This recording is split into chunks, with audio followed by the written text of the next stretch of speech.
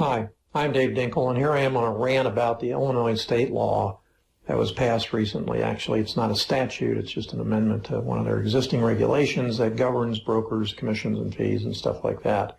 What brought this up is I'm doing a webinar tonight on wholesaling 101, talking about how it works, 8 steps in a wholesale deal, so on and so forth.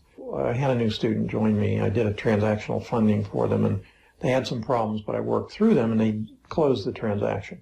And I said to them, this is a little peculiar. I understand the new statute, and if you're going to do wholesaling, by definition in Illinois, you then have to have a broker involved in the transaction. He said, oh yeah, you have to have a broker deliver the contract, have it signed. I said, are you sure? He said, oh, absolutely.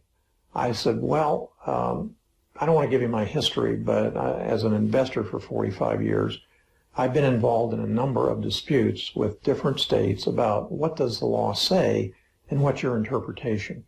And one of the big ones I had a few years ago was very simple. They passed this anti-investor legislation in Florida. Most people don't know about it because, frankly, it's not enforced because it's not valid. They didn't know that until they started talking to me, and I said, here's the deal. I went to the state, and I talked to the actual woman, the attorney that drafted the legislation. Then I talked to the enforcement officer who had to enforce the statute. And when I talked to the female attorney, she said to me, that's not what I drafted. I said, what does that mean? She said, well, when it goes through the legislature, those guys add things to it and amended it, and it's changed. So I get to the enforcement officer, and I said to him, okay, here's the deal. He said, I don't understand it. I said, I have to enforce it, but I don't know what it means. I can't go out there to enforce it because it's so vague that it covers everything and nothing at the same time. So that got rid of that. But now this is a really interesting topic in Illinois. I'm going to put on the screen while I'm talking here the actual part of the statute. So now when the student of mine said to me, you can't even have it signed unless a broker does that, I thought, that's getting a little bit fuzzy. I want to see what the actual regulation is. Because when I heard it, the definition in the state of Illinois that they passed, or they've added as an addendum, is wholesaling is very simply contract flipping, where the investor goes in and A to C closing evolves, and he walks away with a commission in effect, doesn't call it a commission, he calls it a JV fee, any number of things you want to call it, but a duck that quacks is a duck. So the state brokers and the National Association of Realtors and the State Board of Realtors has been saying in a drumbeat, investors are taking our profits in commissions. They're taking our commissions. Stop it. Now, that's an ironic twist of fate because now the iBuyers are in fact investors, and every major brokerage firm, starting at the very top, has their own iBuyer division, either on the works or if you go online, you can see it. What's an iBuyer? It's an investor in sheep's clothing that is going after the deals that the otherwise realtors couldn't sign up because of conditions. The same thing that we do as rehabbers and wholesalers. But let's get back. So they have a very narrow definition of what wholesaling is. I called up an attorney and I said to him, here's an issue I have. Under this definition, I understand that what the state's trying to do and what the brokers are doing, it's a broker-only state, so a guy can't run out and get a broker's license. He has to have time invested in the game, money, and a lot of money. But let me ask you a question.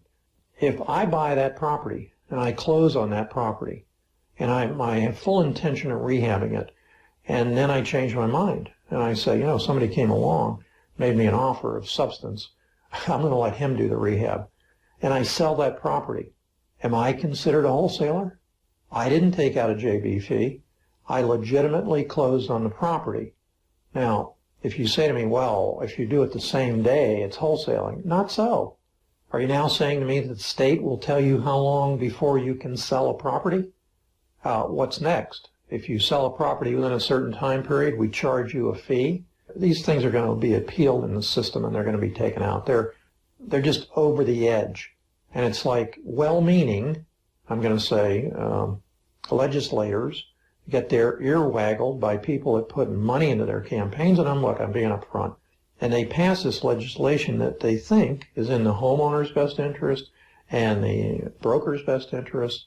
In fact, The biggest change in the real estate market, I'm going to say in the last 50 years, but it's only been noticed in the last 5 years, and predominantly in the last 2 years, is what I call hybridism.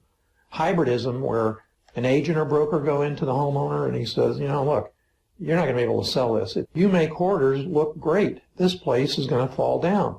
But I have cash buyers. Or he goes in and it's a nice house, and the person says, I have to sell by 2 weeks from Friday because I'm being transferred, I'm going overseas. If something's going to happen to me, I need the money. And you say to them, well, I can't sell it. It takes 3 to 6 months, average time on the market.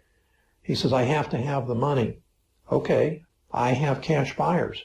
And what does he do? He has cash buyers come forward, cash buyers buy it, he gets a commission as a buyer's agent, gets a commission as a seller's agent, and most of those agents are very happy with 6, 9, or more percent.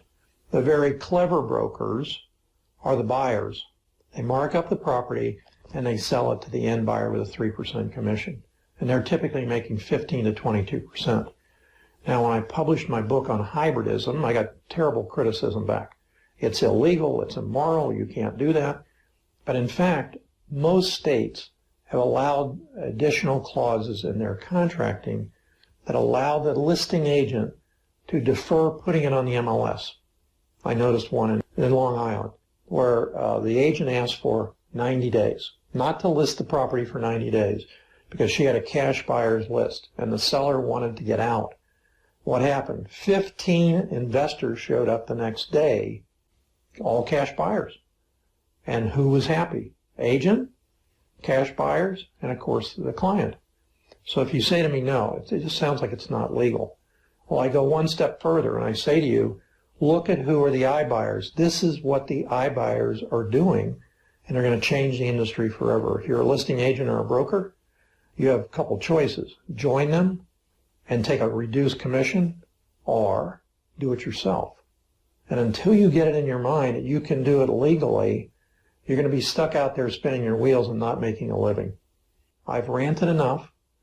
Also, again, on those iBuyer contracts, if you get them, besides the cancellation clause, I want you to look at one of my videos, and you can see exactly what the fee is. In one case, they charge 9%. Another case, they charge 10%. It's a commission. If it's a duck and it quacks, it's a commission. It's quacking, but you're used to 6%, and your seller says, you know, can't you do any better than that? 6% whole on my $400,000? They don't do that. Now, what's their reasoning? As one of their vice presidents of their iBuyer division said for Keller Williams, some people need convenience. Okay, I agree.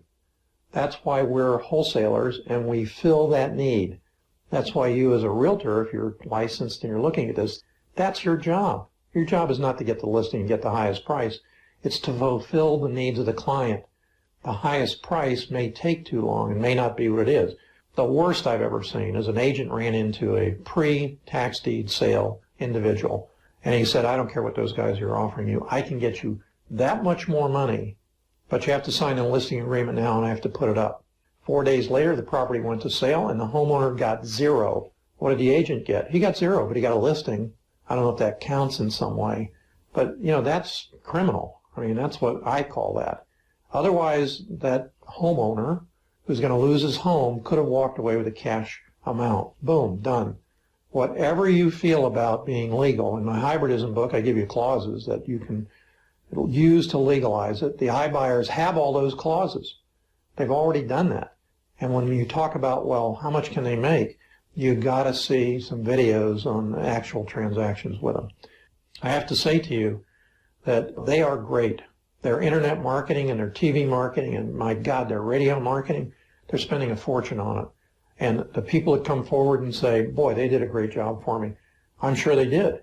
But what price did they get versus what price could you have gotten as either a realtor or an investor, or both as a hybrid? I don't know. But why don't you find out? Why are you being pushed out of the game? Why would your broker tell you it's illegal for you to buy a property when the iBuyers are doing exactly that? And interestingly enough, they're not brokers, but they are becoming brokers in every state. Why? They're going to set up their own agencies. I don't want to tell you what to do.